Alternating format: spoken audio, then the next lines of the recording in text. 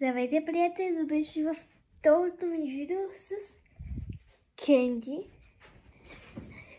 В предишното видео и направихме фризьор и ето с малко пашленце. Сега ще изкъпим заедно. Тук съм ми приготвила неща и ще ви покажа в банята. Само да отида и да иззема хавлията. Отивам да иззема хавлията. И хора, сега ще ви сложа тук. Сега ще ви покажа какви неща съм ми сложила за купане. Първо съм ми сложила ето това за баня. Моя половинка. За толкова ми стигна.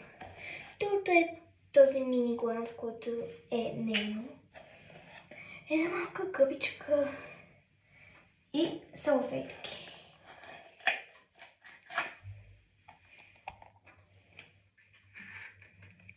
Таки са. Сега ще ги подредя. И чак толкова подредено, колкото си мислите. Сега ако виждате, защото аз не виждам мен и четката ми за зъби. Сега ще я къпим. Първо да взема някаква купа, за да сложа вътре. Така, приятели, взех ето тази огромна зелен. Това сега да я напълня малко за вода. Сега чакам. Сега пълня. Напълни се някак си до половината, ето ви можете да видите. И сега съм го оставила тук по средата на мивката. Сега да оправя Кенди. Сега отивам да иззема гребените. И ще се върна. Изадих тук от там няколко гребен, сега ще вчеша с най-миниатюрния.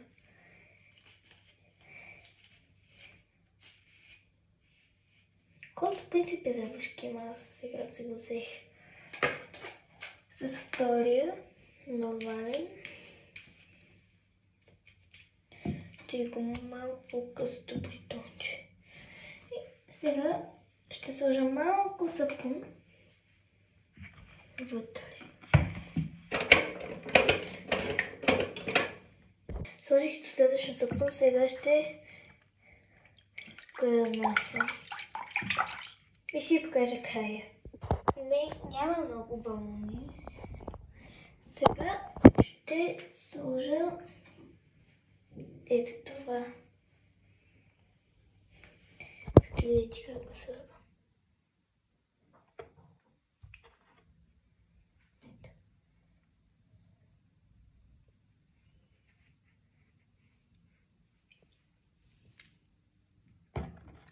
Винаги те правя. Който слуша, тук повече ще си го оставя да имам и за други пъти, когато пак се къпи. И да. Сега чакам да стане на прах. А пък през това време ще го правя на прах. И ще ви покажа какъв цвят се е превърнал.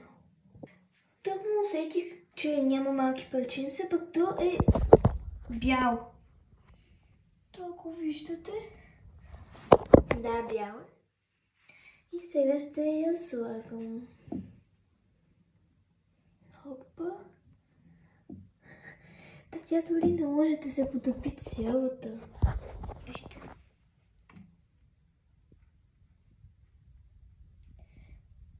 Тя е един конус. Сега ще я мокля и ще си играя с нея. О, вижте кисата. Тотално. Потопих я цялата. О, боже мой.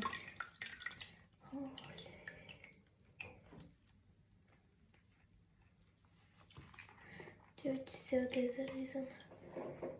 След това малко ще остава така. Да я пусна гореща вода. Това предстои време. Само да не се разтопи. Но тъй като гледам как се е настанила, вече водата стана доста гореща. И даже виждам, че има пар. Вау. През това време, само да не се чуете къде съм, ще взема шампуан. За малко да цопна в тоалетната. Ето го нейния шампуан. Вътре има всякакви други. Мога да го разпускам и малко да я потопи и сега ще я измия. О, вижди косата. Много ми е сладка. Така, сега ето и слагам. Той по принцип е жълт и е с някакви бадеми пастъци или нещо си. И тъй. И да я къпя. Вижте колко е сладичка. Вот тя е гореща. Косата е много странна. Когато е с такъв шампуан, защото става бяла.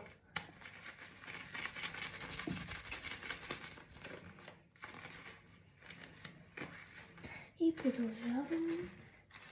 Така, няколко минути така я търках и сега ще я потопя отново в користата вана.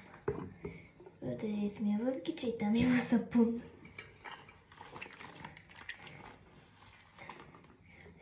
Не се изми толкова добре. Ето, ще ви покажа. Ето. Клън се лаптоп. Всичко плюс телефона ми е в пяна. Сега докато тя стои там, аз ще си измия ръцете.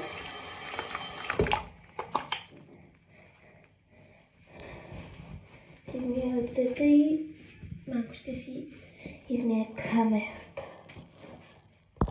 Ето. Стойте.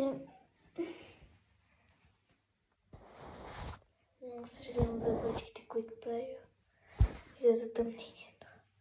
Само нещо натискам. Така. Сега хвърлям. И сега банята извърши. Само просто да разлия малко и сега ще махам банята. Сега опа.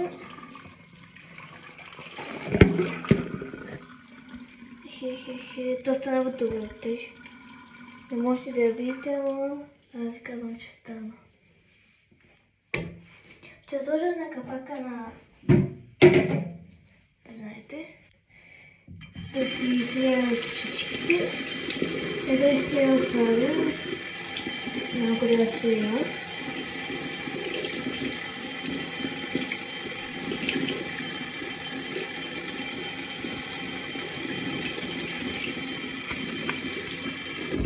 Така, сега да изтръскам.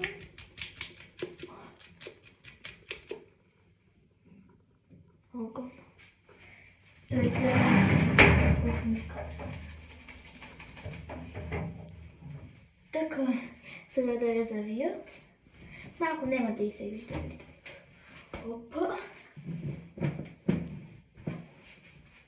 Така, аз през това време ще полетя, ще направи както голямата кочина. Така, приятели, сега ще взема кенди, който не можете да видите, защото е в този пашкул. И сега отивам в моята стая да я направя. Ето.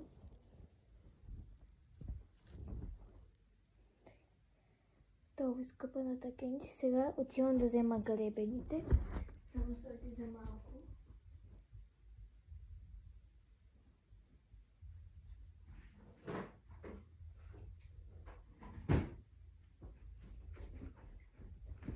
Ето и сега първо ще чеша с познатия ви гребен, който е много миниатюрен, вижте и косата. скелетчица от него.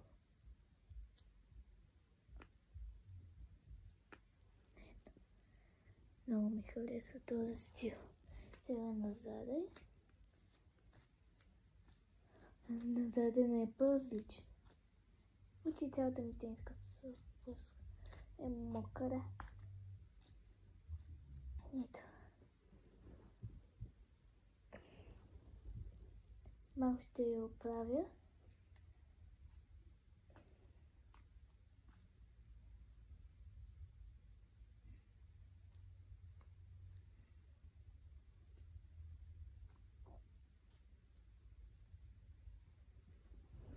Мечам.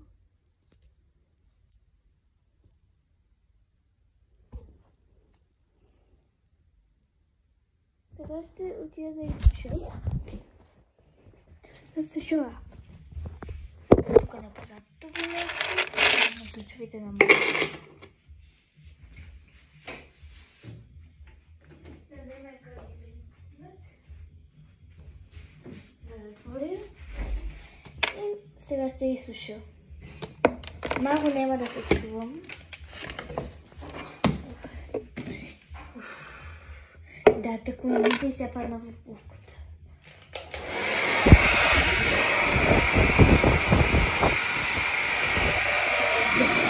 Ето я!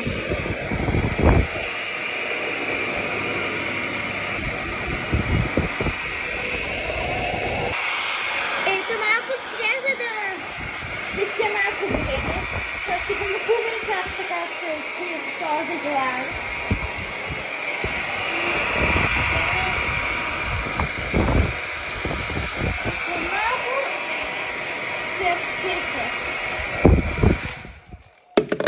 Сега ще вчеша с златяви гребе за въшки.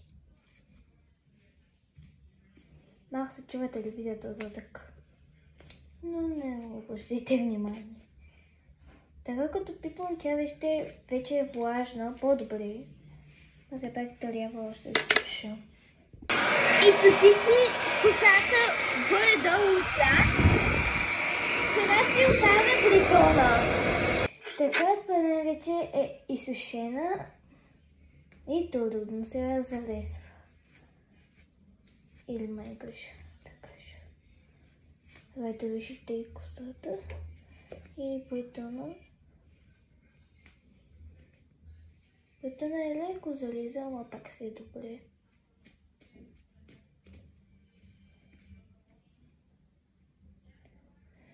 И панички, не искам да го казвам, но това ще бъде видеото за втората част, къпането на кенди.